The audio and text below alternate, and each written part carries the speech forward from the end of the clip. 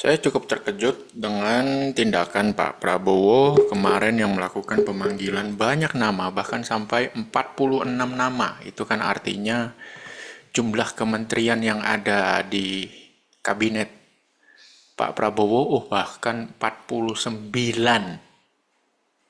ya. Jumlah kementerian di Pak Prabowo itu akan bengkak sekali. Ya, besar sekali. Kemudian dari nama-nama yang sudah dipanggil ini bisa disimpulkan ini kabinet pupu papa. Ya, karena banyak sekali orang-orang yang lama masih dipanggil kembali ya. Jadi bisa dibilang ini kabinet pupu papa mungkin ya. Namun saya menggarisbawahi satu nama yang paling bikin saya shock. Karena terutama kita di bidang saham ya, trading, jadi kita urusannya sama Menteri Keuangan terlebih dahulu. Di mana Ibu Sri Mulyani dipanggil juga. Itu artinya Ibu akan kembali menjabat sebagai Menteri Keuangan. Ada dua hal yang menggarisbawahi pemikiran saya. Ya kan, di video-video sebelumnya kan saya udah bilang kita tunggu, kita nantikan kebijakan ekonomi dari tim ekonominya Pak Prabowo ya kan. Setelah tanggal 20 bla bla bla. Ternyata kemarin ya tanggal 14 Oktober itu beliau melakukan pemanggilan nama, jadi audisi lebih cepat ya sebelum pelantikan supaya tanggal 20 itu sudah bisa langsung dilantik. Jadi tanggal 21-nya langsung kerja kan seperti itu. Jadi gerak cepat. Nah, kita sama-sama tahu Ibu Sri Mulyani dua kali menolak permintaan daripada Pak Prabowo mengenai alutsista, ya peremajaan alutsista, dengan alasan negara tidak punya uang. Jadi asumsi bagi banyak orang itu kemungkinan besar Ibu Sri Mulyani tidak akan dipakai lagi oleh Pak Prabowo. Kenyataannya Ibu Sri Mulyani kemarin dipanggil.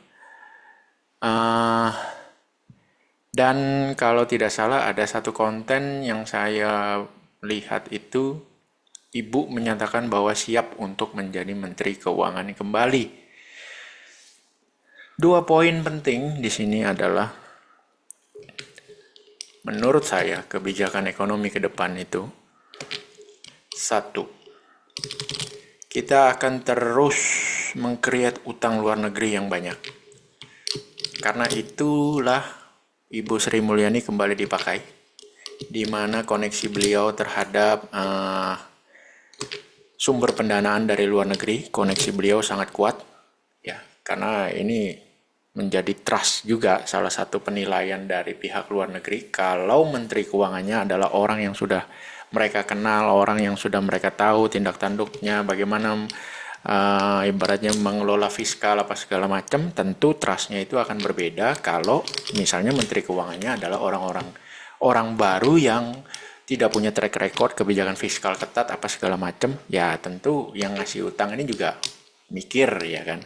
Tapi karena ini adalah orang yang memang sudah dikenal oleh sumber pendanaan di luar negeri, maka ya lempeng-lempeng wae. Itu kan artinya di sini adalah Pak Prabowo pasti akan mencetak utang lagi. Besar atau tidaknya, lebih besar daripada 10 tahun sebelumnya atau tidak, itu dilihat nanti. Yang jelas utang luar negeri akan menjadi sumber pendanaan terbesar untuk proyek-proyek pemerintahan baru. Ya. Kenapa begitu? Karena anggaran yang ada sekarang sudah benar-benar mepet. Sangat mepet. Ruang geraknya itu udah sangat terbatas. Nah, yang kedua adalah yang saya juga pikirkan, di mana nama-nama kabinet ini, nama-nama yang dipanggil ini, yang nantinya akan menjadi susunan kabinet resmi, ya dong. Masa udah dipanggil tapi nggak dilantik, itu kan ya bikin malu orang aja ya kan, yang nggak segitunya juga Pak Prabowo ya kan. Ibaratnya kalau dipanggil itu ya 99,999% ya dilantik lah. Cuma kan nggak tahu posisinya apa. Nah, tapi di sini kita melihat nama-nama yang dipanggil ini kebanyakan adalah orang-orang yang saat ini berada di kabinet yang udah mau lengser. Jadi bisa dibilang kompromi politiknya sangat kental terasa.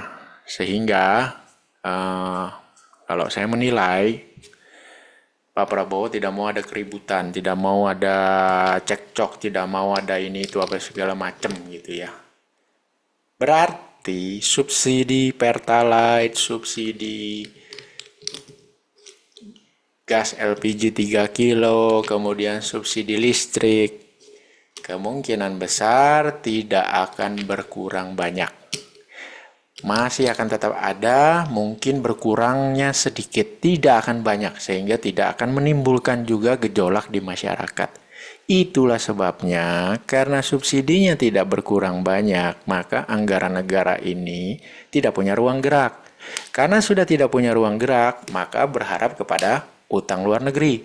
Kalau sudah bicara utang luar negeri, seperti yang saya sampaikan tadi, berarti harus punya seorang menteri yang mampu menggalang pinjaman luar negeri, kredibilitasnya terpercaya, koneksinya kuat, sehingga tahu kemana harus meminjam.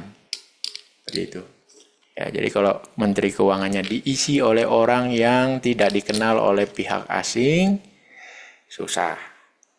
Jadi ya sudah, Anda tahu sendiri kan, dengan kalau asumsinya seperti ini, maka ya sudah. Apa bedanya dengan pemerintahan yang lama? Ya kan, kebijakan ekonominya saya rasa tidak akan terlalu bergeser.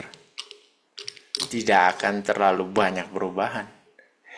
Ya, tetap aja masih seperti ini. Nah, cuma menurut kalian gimana? Kalau pandangan kalian seperti apa? Apakah sama dengan pemikiran saya atau punya pandangan yang berbeda? Saya ingin tahu. Ya. Sampai jumpa di video berikutnya.